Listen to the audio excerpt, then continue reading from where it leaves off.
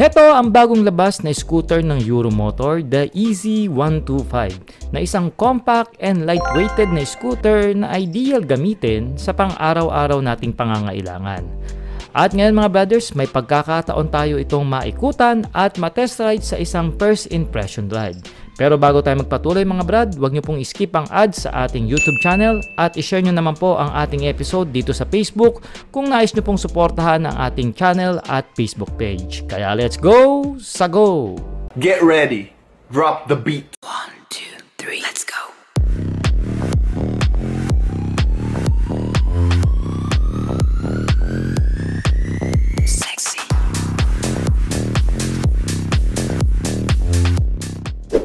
Nakakamangha naman talaga ang datingan nitong ni EZ125 dahil sa color combination niya na tricolor at marami nga nagsasabi na mga brothers natin na ito daw ay may pagkakahawig sa Honda Click 125 at Yamaha Mio i125.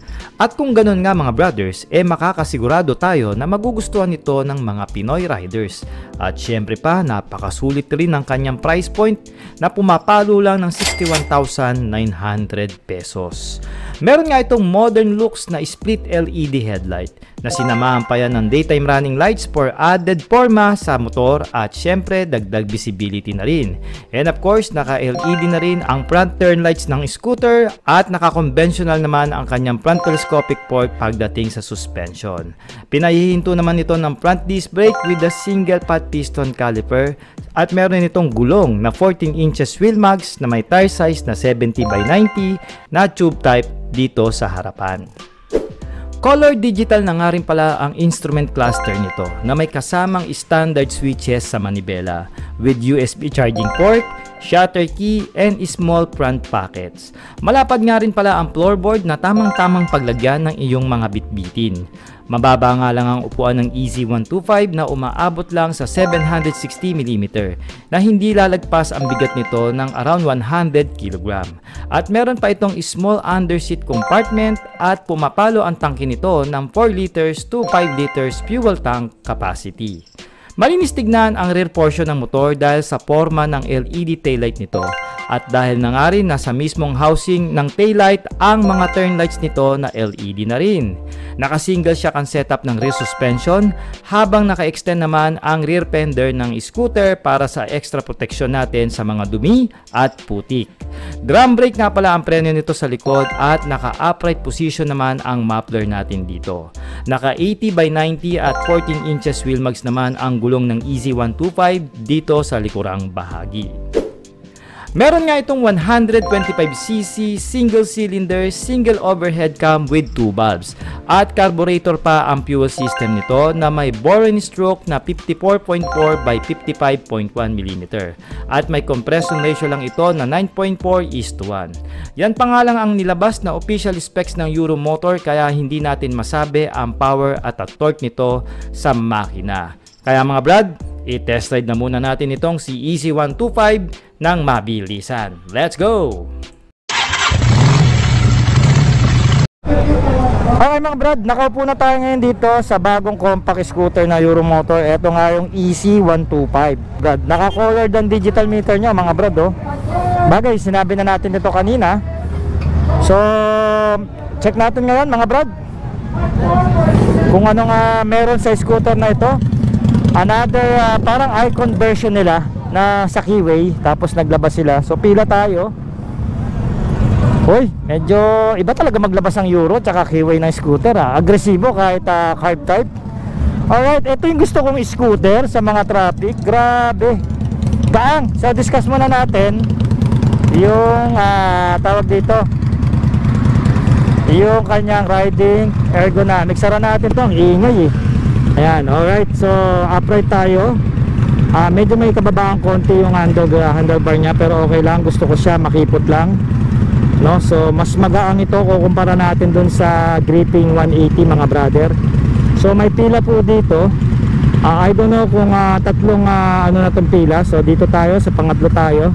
Okay mga brothers, alam nyo ang nagugustuhan ko sa compact scooter, ideal talaga gamitin sa mga mata-traffic na lugar katulad na na-experience natin dito sa Metro Manila, kung saan napaka sobrang traffic. Ito talaga yung mga gusto kong gamitin. Simple lang, compact body, may floorboard, may lagayan, matipid sa gasolina kahit carb type lang, no? At 125cc, hindi ka mabibitin. Alam nyo, ang gusto ko sa mga carb scooter, kahit hindi siya fuel injected, low maintenance. Kumbaga carb lang yung aalalahanin mo, hindi kagaya ng injector, ang dami mong aalalahanin dyan, lalo na pag nabaha, no? So sabihin na natin mas matipid, mas malakas ang FI, pero syempre high maintenance naman po. Anyway, ang gusto ko sa kanya, yun nga, pagiging compact, pagiging magaang, no? Turn radius laki, oh. I wonder ilan lang ang ano nito. Mas mababa yung kanyang seat height, siguro baka mga 760 lang ito. And then may ground clearance lang tayo, siguro mga around 120 to 140 rito, mga brother. Wala pa siyang specs, kaya hindi ko sa inyo masabi yung mga exact, no? Pinakita lang na Euromotor kung ano yung lalabas na motor nila next year. So January po ito lalabas, mga brother. So may presyo siya, 62,000 pesos. Di na rin masama para sa isang budget na compact na scooter, no? Kompleto ka naman, may shutter key, color digital, USB charging port, basic switches, no? Kung ano yung mga kailangan mo para sa isang syudad na takbuhan. So mapapatakbo natin itong EZ125 ng 3 minuto, mga brother. Sa harapan natin ang bagong sports scooter ng Bristol. Yan nga yung Invictus 160, mga brad. Matindi na ang labanan talaga sa 150cc na scooter, mga brother. Okay, balik tayo sa ating slow speed review. Siyempre pa, compact scooter. Ang aasahan natin dito, magang, maluwag. I mean, kahit traffic, talaga maluwag. Ipapasok mo talaga ito, hindi ka magdadalawang isip. Okay? May vibration tayo rito sa floorboard, which is typical na meron sa isang scooter dahil ang kanyang makina malapit po sa floorboard, mga brother. Comfort ang ating nararamdaman naman dito, at maliit lang naman ang space ng ating floorboard dito, pero makakapaglagay pa rin kayo kasi may utility hook siya, no? Ang sarap niyang iliko, walang problema. Very nimble, very light. Yung mobility niya napakataas. Ito talaga gusto ko, yo. So far so good. Yeah. Ang preno natin hindi na rin masama para sa isang disc brake sa harap at drum brake sa likod. Di naman to sobrang hindi naman to powerful na scooter. Pwede na, no, para sa isang 125cc carb type na scooter, no. Gusto ko talaga rito yung pagka-compact. Ito lang scooter ko, pag magbabayan ako, pwede na. Okay po. Alright, ayan, no. Diba? So sa mga cornering, mag-enjoy kayo rito, no, hindi kayo pahihirapan na ito, lalo na kung gagamitin nyo sa city, singit-singit, makikipot na daan, parking lot, di kayo mahihirapang itulak to, mababang seat height. Yun naman talaga ino-offer ng mga compact scooter, no? Kahit mga Japanese brand. Ganda, oh. Sabi nila pinaghalong MIUI at Honda Click daw ang itsura nito. No doubt naman. Pero isa pa, syempre maganda naman, angas. Tsaka yung paint job na ginawa rito ng Euromotor, the best. Okay, parang mahaling tulad ko siya sa Icon 110 ng Keyway. Doon siya papasok sa mga katulad nito. Ang laking lumiko ni Kuya. Ayan, sundan lang natin siya, bawal tayo mag-overtake.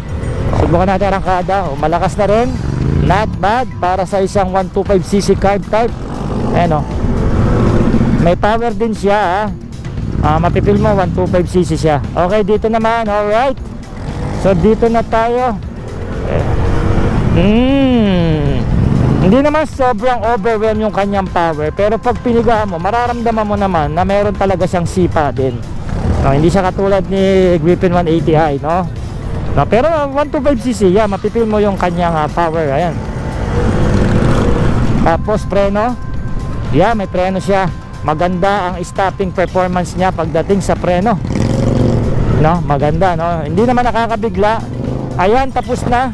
Tinapos na agad ang ating kaligayahan, mga brothers, on the wheel. Tapos na po, 3 minuto lang. That's it, para ka lang nag-ride sa isang karnabal. Alright. Yung iba parang bitin na parang nag-short time lang sa hotel, pero ganun talaga, para po magkaroon ng pag-asa pa ang iba mga test ride. Okay, once again, kung nagustuhan nyo to, mga brothers, no, EZ125 ng Euromotor, comment naman kayo ng yes. Pero ngayon pinakita na nila, kaya naman marami kayong aabangan, o 2 motor ang aabangan nyo sa scooter, sa Euromotor pala, sorry. No, so comment naman kayo kung ano pa yung mga gusto nyong pa-check sa pates o pa-walk around sa motor na Euromotor mga brother. No, at syempre pa kung susuportahan nyo po ang ating YouTube channel, mag-subscribe po kayo. Huwag nyo po skip ang ads para suportahan ang ating channel. And then kung sa Facebook kayo nanonood, share nyo lang lagi po ang ating episode para po malayo-layo naman po ang marating. At syempre maraming makapanood, no? Alam nyo naman, mababa ang bayad sa Facebook, pero ganun pa man, tuloy-tuloy lang tayo para makapaghatid sa inyo ng mga vlogs from motorcycle. Ito na, solid na natin ito. Samurai naman ang sunod natin. Alright.